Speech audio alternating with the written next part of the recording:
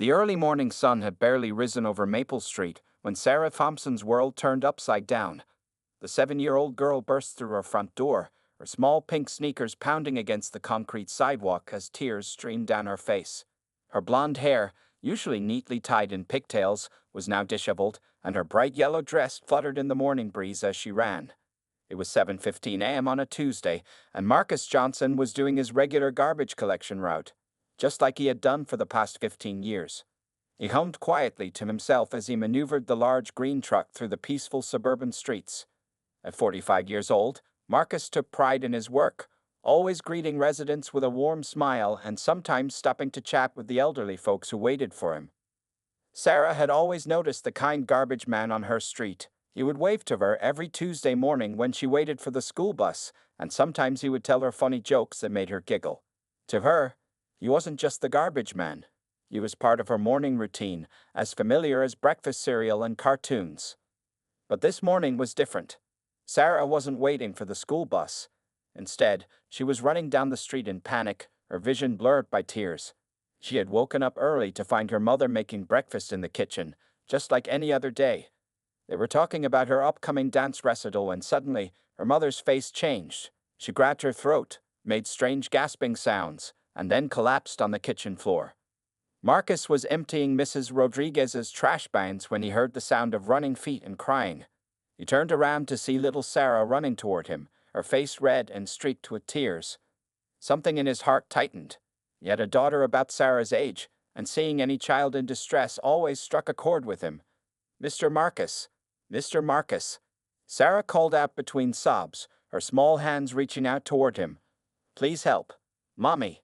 She won't wake up." Marcus immediately dropped what he was doing and knelt down to Sarah's level.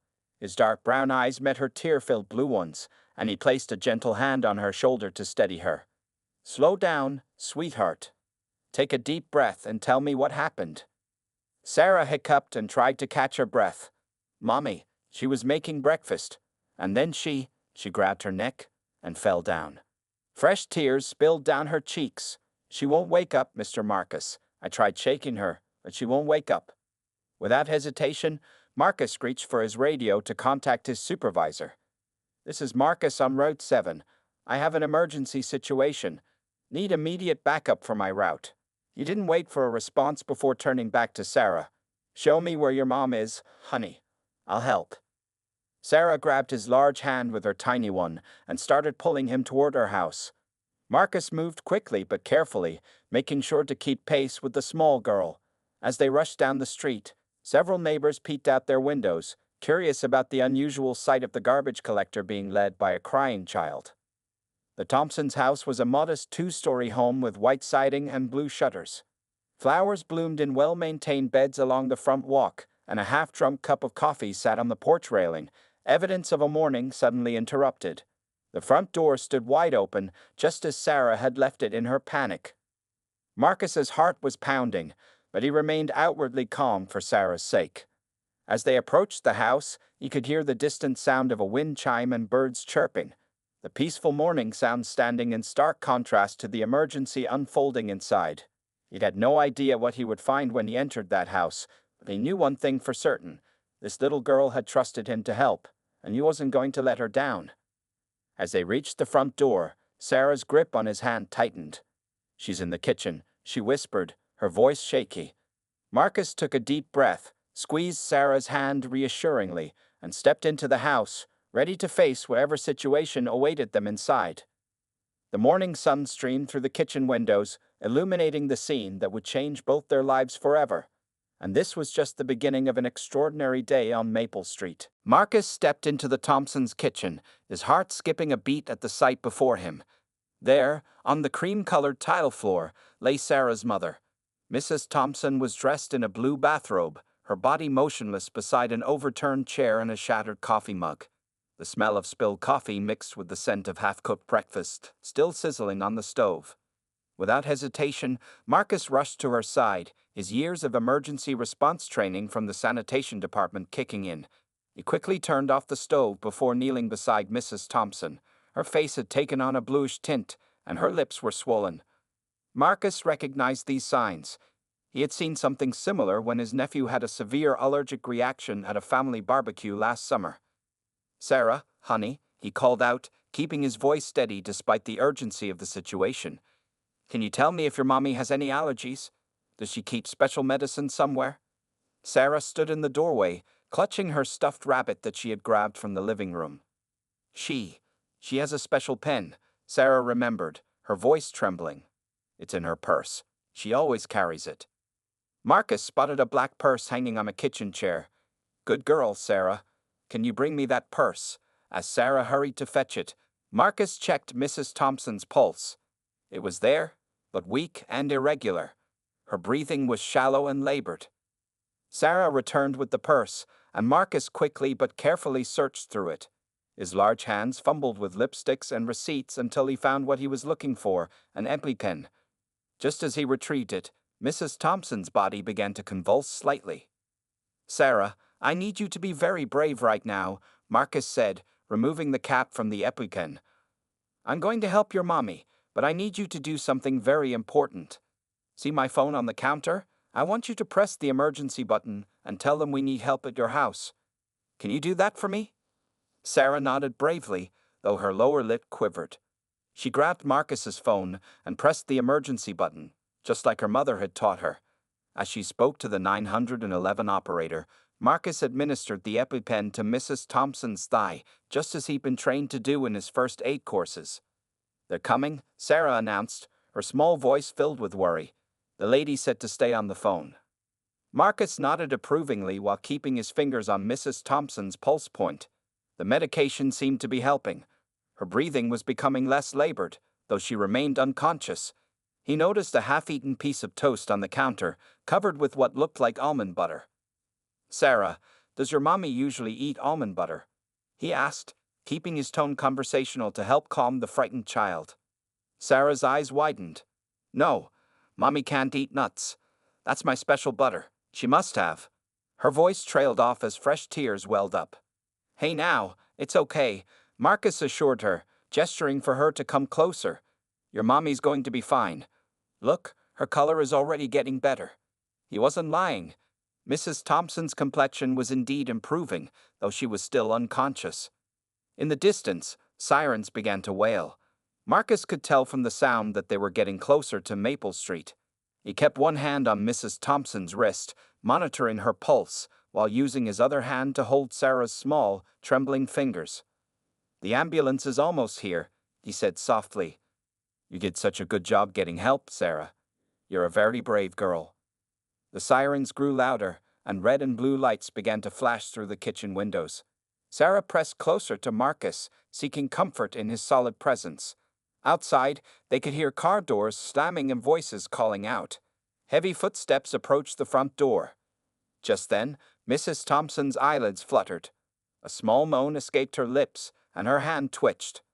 Sarah gasped, hope lighting up her tear-stained face. As the paramedics rushed into the kitchen with their equipment, Marcus stood up, making way for them while keeping Sarah close to his side. The morning sun continued to stream through the windows, but now it seemed to shine with renewed hope as emergency responders filled the kitchen, ready to take over the care of Sarah's mother. The kitchen quickly filled with activity as paramedics moved efficiently around Mrs. Thompson. 2 police officers arrived moments later, their radios crackling with routine communications. Officer Chen, a young Asian American woman with kind eyes, immediately noticed Sarah clinging to Marcus and approached them carefully. "Hi there," Officer Chen said, kneeling to Sarah's level. "My name is Jenny. Can you tell me your name?" Before Sarah could answer, Mrs. Thompson suddenly regained full consciousness, her eyes flying open in panic.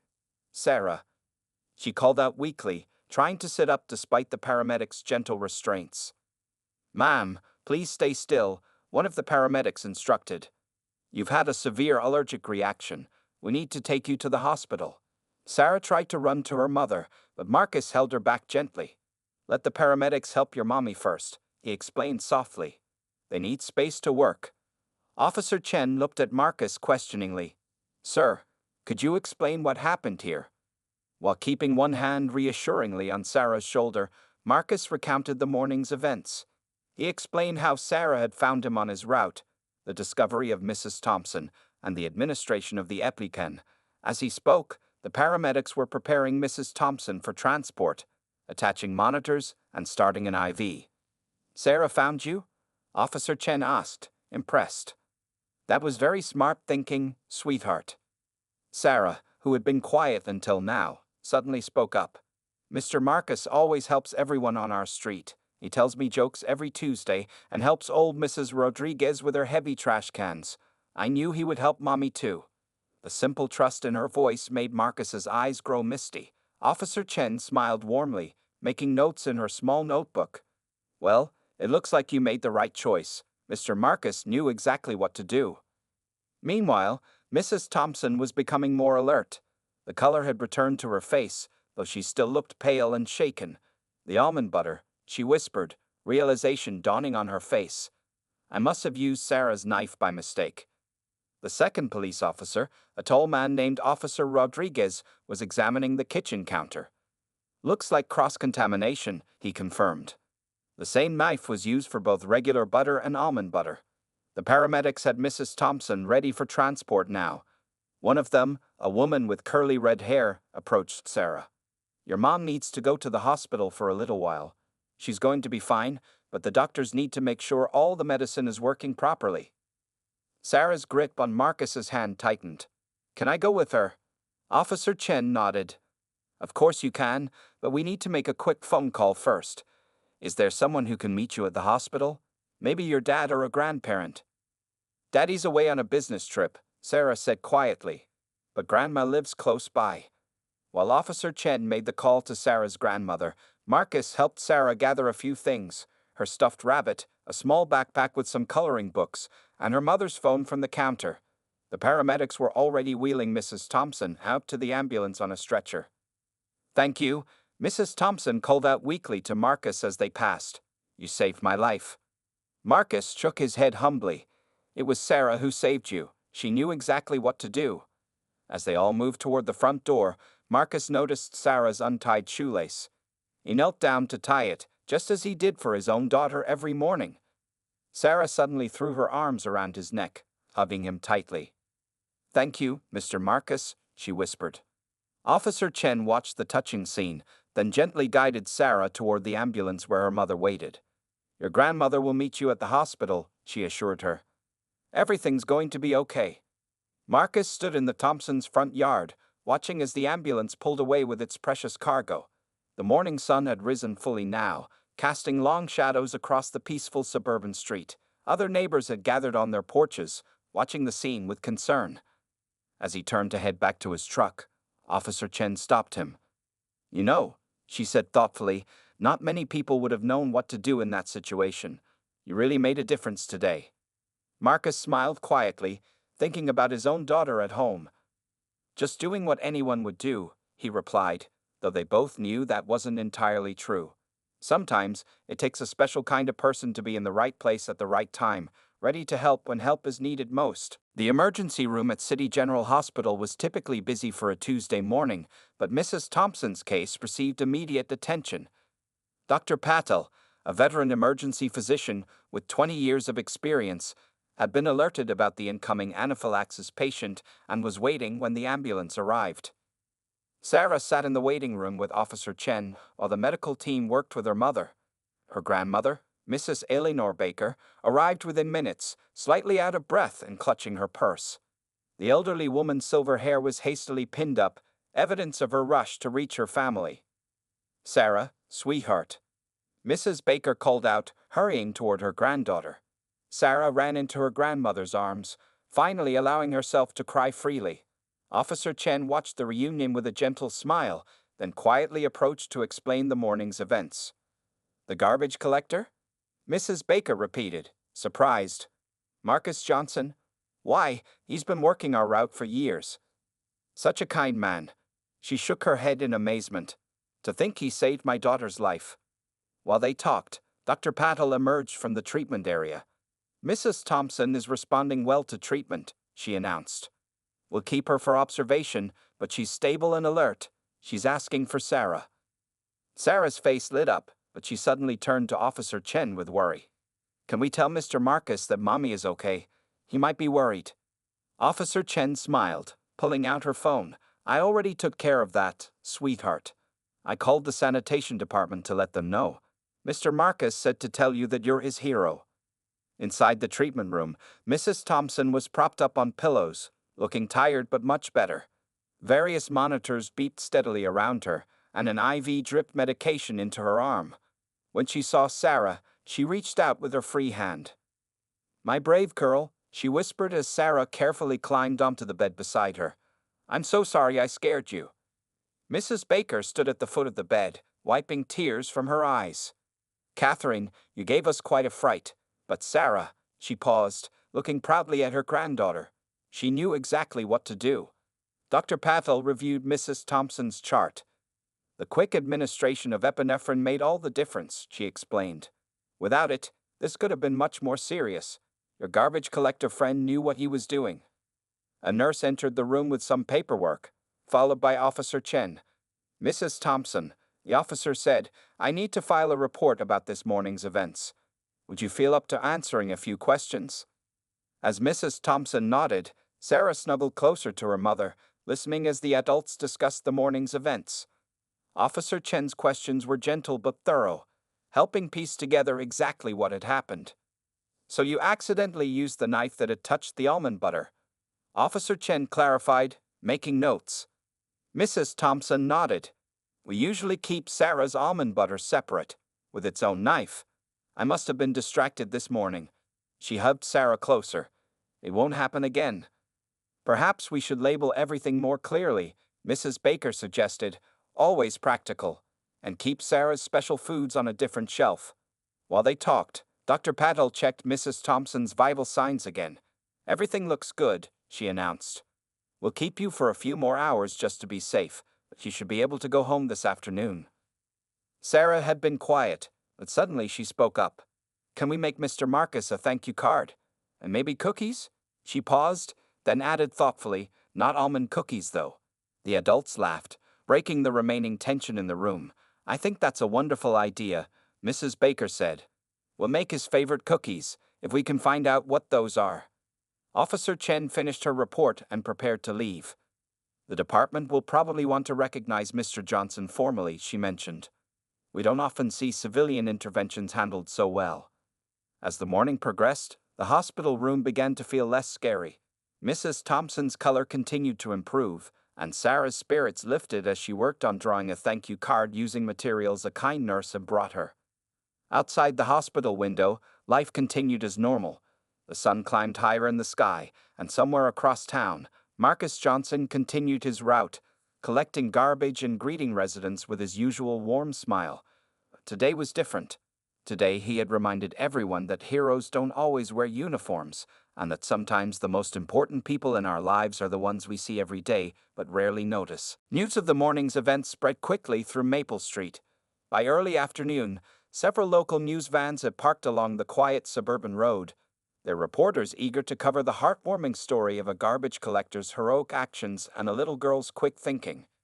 Marcus Johnson, however, was nowhere to be found. He had quietly finished his route and headed home, avoiding the growing media attention. His supervisor, Tom Martinez, fielded calls from reporters all afternoon, proud but not surprised by his employees' actions. Marcus has always been exceptional, Tom told one persistent reporter. He knows every resident on his route, keeps an eye on the elderly folks, and treats everyone with respect. Today just proved what we already knew about him. Meanwhile, at the hospital, Mrs. Thompson was preparing to go home. Dr. Patel had given her a new prescription for EpiPens and a referral to an allergy specialist. Sarah hadn't left her mother's side, still clutching the thank you card she had made for Marcus. Can we go give this to Mr. Marcus now?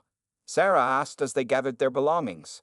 The card was decorated with carefully drawn garbage trucks and hearts, with My Hero written in wobbly children's handwriting. Mrs. Baker, who had been organizing their departure, shook her head gently. Not today, sweetheart. Mr. Marcus has gone home to his family, but we'll make sure he gets it on Tuesday when he comes back to our street. As they left the hospital, they were surprised to see Officer Chen waiting in the parking lot. I thought you might like a police escort home, she said with a smile. There are quite a few reporters interested in your story. The drive home was quiet, with Sarah dozing in the back seat next to her grandmother. Mrs. Thompson watched the familiar streets pass by, thinking about how different this day could have ended without Marcus's help. When they turned onto Maple Street, they saw the news vans still parked near their house. But something else caught their attention. The neighbors had been busy. Hand-drawn signs reading, "Thank you, Mr. Marcus," and "Our hero" decorated several front yards. Mrs. Rodriguez, the elderly woman Marcus often helped with her trash bins, had organized a small gathering of neighbors on her front lawn. Officer Chen parked in the Thompsons' driveway, helping them navigate past the reporters who quickly noticed their arrival. Mrs. Rodriguez hurried over, carrying a covered dish. "Catherine, dear," she called out, her accent thick with emotion. "We'd all been so worried. Come inside. We prepared dinner for you and Sarah."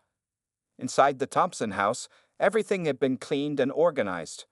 The broken coffee mug was gone, the kitchen floor spotless. A group of neighbors had come together to tidy up while they were at the hospital. "We couldn't just sit and do nothing," explained Mrs. Rodriguez, setting the casserole on the counter. "Marcus always shows us kindness, and now it's our turn to show kindness to others." Sarah wandered into the kitchen, still holding her thank you card. "Mommy," she said thoughtfully, "can we have a party for Mr. Marcus to say thank you?" Mrs. Thompson smiled, pulling her daughter close. "That's a wonderful idea, sweetie. But first, we need to rest. It's been a long day." As evening fell on Maple Street, the news vans finally departed. The neighbors returned to their homes, leaving behind meals and well wishes. Officer Chen had ensured that the Thompson family had privacy and peace for the night. In another part of town, Marcus Johnson sat with his family at dinner, telling his daughter about his day. He hadn't mentioned the reporters or the attention, focusing instead on how proud he was of Sarah's quick thinking. "Daddy," his daughter asked, "did you really save someone's life today?" Marcus smiled gently. "No, sweetheart. A brave little girl saved her mother's life today. I just helped a bit." Back on Maple Street, Sarah stood at her bedroom window, looking out at the quiet street where garbage bins still lined the curb. Tomorrow, someone else would collect them. The next Tuesday, Marcus would be back. She carefully propped her thank you card on her desk, planning to add more hearts to it tomorrow. As she climbed into bed, Sarah thought about how different her familiar street looked now. The garbage truck wasn't just a garbage truck anymore, and Marcus wasn't just the garbage man. Sometimes, she realized, heroes wore orange safety vests instead of capes, and drove garbage trucks instead of fancy cars. By Friday morning, the story of Marcus Johnson and Sarah Thompson had reached far beyond Maple Street. Local newspapers featured headlines about the garbage collector hero and the brave little girl. The mayor's office had called the sanitation department twice, eager to arrange a formal recognition ceremony. Marcus, however, was more concerned about a different kind of recognition. He arrived at work early that morning, checking his route schedule with Tom Martinez. "I need to finish my route by noon today," Marcus explained. "Sarah's school is having a special presentation, and they invited me to attend." Tom smiled knowingly. "Already taken care of. Dave will cover your afternoon route." He paused, then added, "You know, the mayor wants to give you a citation for bravery." Marcus shook his head modestly. "That's not necessary. I just did what anyone would do." At Riverside Elementary School, Sarah could hardly sit still during morning classes. Her teacher, Ms. Williams, had to remind her twice to focus on her math problems. But Sarah's excitement was understandable. Today was Community Heroes Day, and she had a special surprise planned. During lunch break, Mrs. Thompson arrived at the school carrying a large box of freshly baked cookies. She had finally discovered Marcus's favorite kind, oatmeal raisin, through his supervisor. The school cafeteria was decorated with handmade posters celebrating different community helpers, firefighters, police officers, teachers, and now, thanks to Sarah's class, garbage collectors. At precisely 1:00 p.m., the school assembly began. Parents and special guests filled the auditorium. Officer Chen sat in the front row, along with several other community workers who had been invited to speak. Marcus slipped in quietly, taking a seat in the back, still wearing his orange safety vest. When it was Sarah's turn to speak, she walked confidently to the microphone. Her voice was clear and strong as she told her story about Tuesday morning. She described how scared she had been, but also how she knew exactly who could help. Mr. Marcus isn't just a garbage collector, Sarah concluded. He's my friend, and now he's my hero. He taught me that heroes are everywhere in our community, helping people every day. The applause was thunderous. Marcus felt his eyes growing moist as Sarah scanned the crowd, finally spotting him in the back. Her face lit up with a huge smile. Principal Roberts stepped forward. Mr. Johnson, would you please join us on stage? As Marcus walked down the aisle, he was surprised to see many familiar faces from his route. Mrs. Rodriguez, the couple from the blue house on the corner, and even the busy businessman who always rushed out last minute with his trash. They had all come to support him. On stage, Sarah presented Marcus with her completed thank you card, now decorated with even more hearts and stars. But she wasn't finished. She pulled out a small box wrapped in bright paper. "We made you something special," she announced proudly. Inside the box was a bright orange cape with the words "Everyday Hero" painted in child's handwriting. Sarah's entire class had worked on it, each student adding their own special touch. "Now you can be a superhero while you work," Sarah explained seriously. The audience laughed warmly, and Marcus knelt down to give Sarah a gentle hug. Mrs. Thompson watched from her seat, tears of gratitude in her eyes. After the assembly, as people gathered in the school cafeteria for cookies and punch, Marcus stood quietly to the side, still holding his cape. Officer Chen approached him with a smile. "You know," she said, "sometimes the biggest heroes are the ones who don't think they're heroes at all." Marcus looked across the room at Sarah, who was proudly showing her friends the newspaper article about their adventure. He thought about his route, about all the people he saw every week, about the small ways he tried to help when he could. "I'm just glad I was there when they needed me," he replied simply. Outside the school windows, garbage trucks continued their routes through the city, their drivers watching out for their communities in their own quiet ways. On Maple Street, the "Thank You, Mr. Marcus" sign still decorated several yards, reminding everyone that heroes come in all forms, wearing all kinds of uniforms, even orange safety vests. 1 month after the incident, life on Maple Street had settled back into its familiar rhythm, yet subtle changes could be seen by those who looked closely. More neighbors were outside on Tuesday mornings, coffee cups in hand, waiting to greet Marcus as he made his rounds. Children would wave excitedly when they heard the rumble of his truck approaching. Mrs. Thompson had transformed her kitchen, implementing a strict system for organizing allergy-safe foods. Sarah's special almond butter now had its own bright red shelf, complete with dedicated utensils marked with red handles. The EpiPen was always within easy reach, mounted in a clear case on the wall. On this particular Tuesday morning, Sarah stood at her window, watching for Marcus's truck with special anticipation. Today wasn't just any Tuesday. It was the day of the city council meeting where Marcus would receive formal recognition for his actions. "Sarah, honey," Mrs. Thompson called from downstairs, "don't forget your speech cards." Sarah patted her pocket where the note cards rested. She had practiced her speech all week, determined to tell everyone exactly why Marcus deserved this honor. As she headed downstairs, she wore the special dress her grandmother had bought for the occasion. At the sanitation department depot, Marcus's coworkers had decorated his truck with streamers and a hand-painted banner reading "Our Hero." Tom Martinez had insisted on giving Marcus the morning off, but Marcus refused. "My route comes first," he said firmly. "The ceremony isn't until afternoon." As he drove down Maple Street, Marcus noticed something different. Every single house had put out their garbage bins, even those that usually didn't have trash on Tuesdays. Each bin had a thank you note attached to it. Mrs. Rodriguez stood on her porch, holding a fresh batch of cookies. "For your family," she insisted, pressing the container into his hands. "We'll see you at City Hall later." By 3 o'clock, the city council chambers were packed. Sarah sat between her mother and grandmother in the front row, nervously adjusting her note cards. Officer Chen was there in her dress uniform, along with several other police officers who had responded that morning. Mayor Wilson stood at the podium, describing how ordinary citizens sometimes perform extraordinary acts of service. As she spoke, a projector showed photos from the school assembly, including one of Marcus in his orange cape. But perhaps, the mayor said, the most powerful testimony should come from someone who witnessed this heroism firsthand. Sarah walked to the podium, standing on a special step stool that had been placed there for her. Her voice trembled slightly as she began, but grew stronger with each word. My mom always told me to look for the helpers when I'm scared, she read from her cards. That morning, I was really scared, but I knew Mr. Marcus would help because that's who he is. He helps everyone, every Tuesday, even when it's not an emergency. Marcus sat quietly, his daughter beside him, listening as Sarah described not just that dramatic morning, but all the small kindnesses he had shown over the years.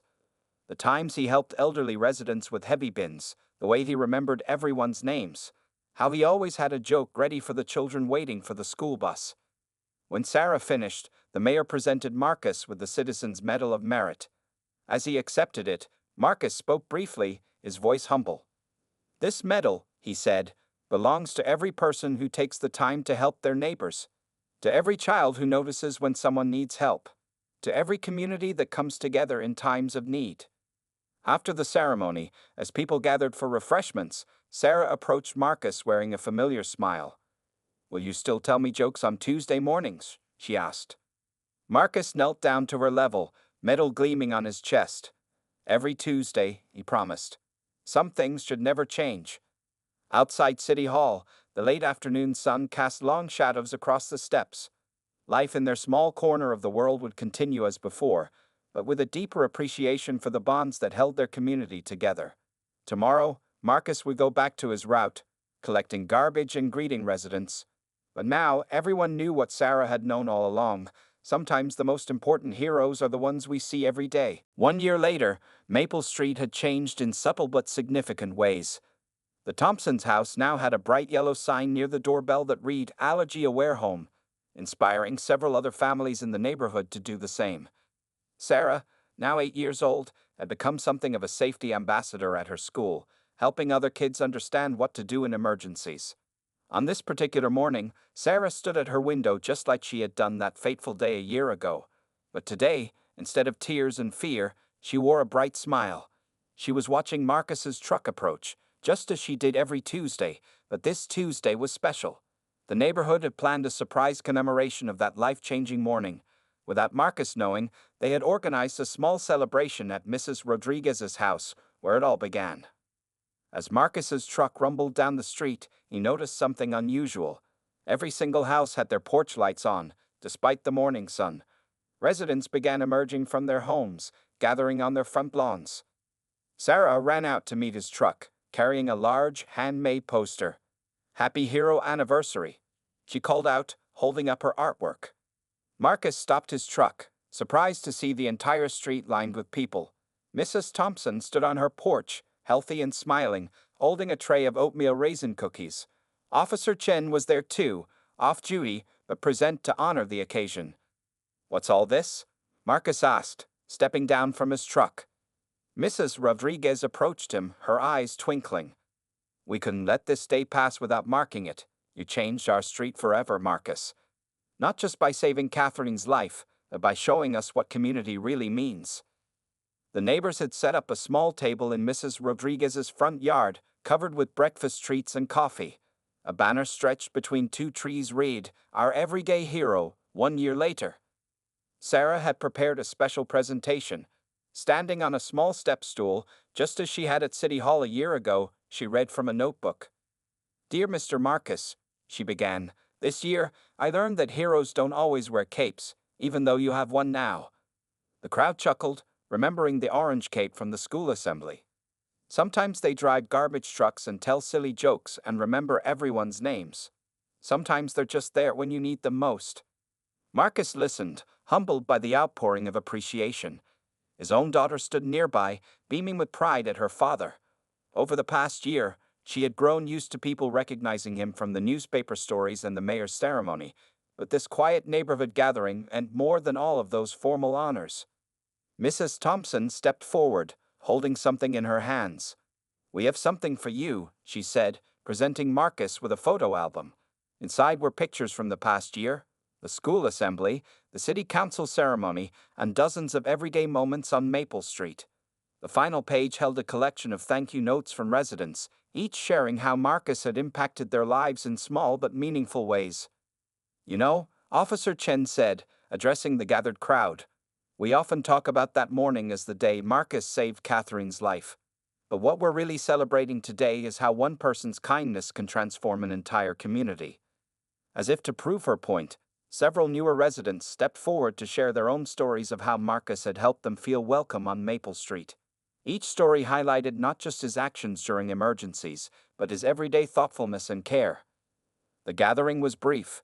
Marcus still had his route to complete after all, but as he climbed back into his truck, Sarah handed him one last gift: a new orange safety vest with "Everyday Hero" embroidered on the back.